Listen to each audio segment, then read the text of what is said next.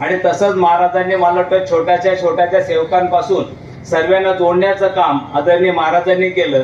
आमच्यासारखी इथून 100 kilometre 50 kilometre राहून सुद्धा आम्ही त्यांचे आशीर्वाद मला वाटतं त्यांच्या सहवासात आलो आणि एका चांगल्या राजकीय असेल सामाजिक क्षेत्रात असेल मला वाटतं एक चांगल्या मार्गाने लावण्याचा एक प्रयत्न झाला.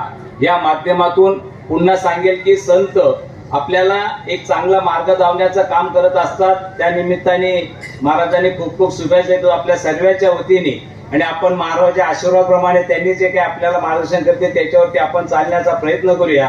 कारण राष्ट्र आपल्याला सर्वात प्रथम असतं. राष्ट्र धर्म आणि देव या 3 गोष्टीसाठी मला वाटतं आपण काम करत असतो. या निमित्ताने आपण सर्वजण काम करण्याचा प्रयत्न करूया. खरं असं म्हटलं जातं की आपल्याला भगवंत समजायचा असेल तर ग्रंथ लागेल आणि ग्रंथ समजायचा असेल तर संत लागतील आणि मला वाटतं त्रिणी संगमचं जर कोणी एकत्र करत असेल तर संत करू शकतात. संत आपल्याला सांगतात की देवाने सुद्धा एक भक्ती आणि भीती या 2 गोष्टी निर्माण केलेल्या आहेत.